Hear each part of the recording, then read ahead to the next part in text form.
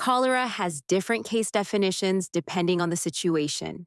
Let's see why, and let's see what goes wrong when these definitions are not used properly.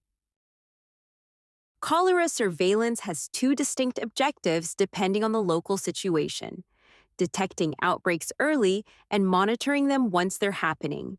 Each requires its own surveillance strategy. Use the wrong one at the wrong time, and the surveillance objective gets defeated entirely. Cholera case definitions are adapted to the local cholera situation.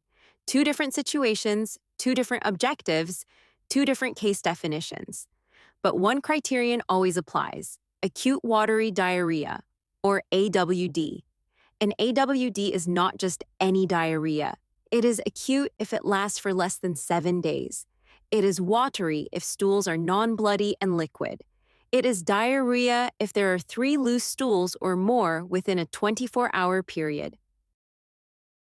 Let's start with suspected case definitions for early detection, when there is no active cholera outbreak, and the goal is to detect cholera as early as possible.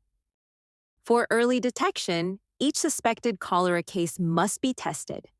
Depending on the test results, there are different levels of alerts: suspected, probable, or confirmed cholera outbreak, each raising the confidence in cholera presence.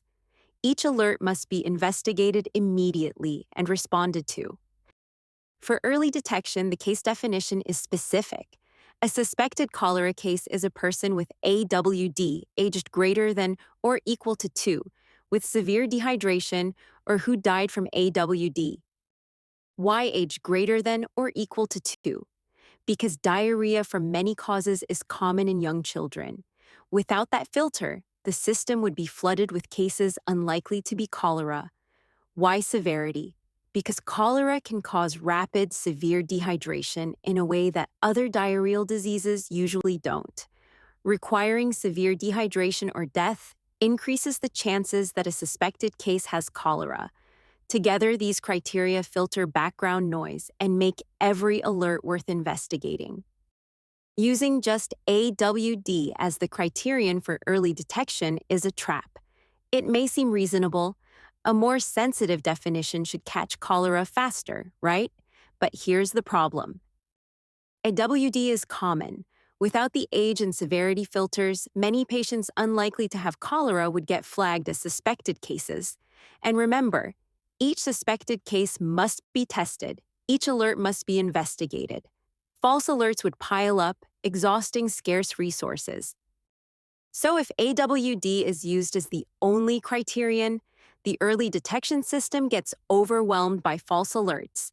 When the real cholera outbreak arrives, it risks being detected, investigated, and responded to with delay. Here's the paradox. A more specific definition doesn't delay detection. It enables it. With the age and severity criteria in place, each alert is worth investigating. The system can respond properly, and actual cholera outbreaks are caught reliably.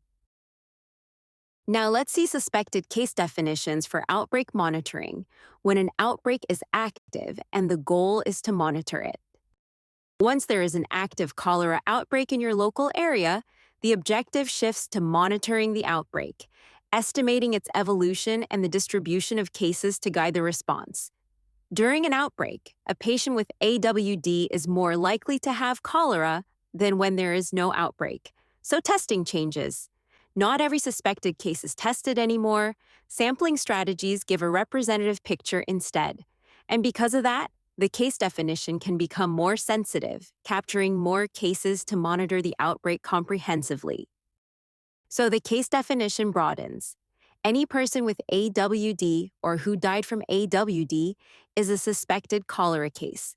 No age filter, no severity filter, because now the goal is to count cases comprehensively to guide the cholera response.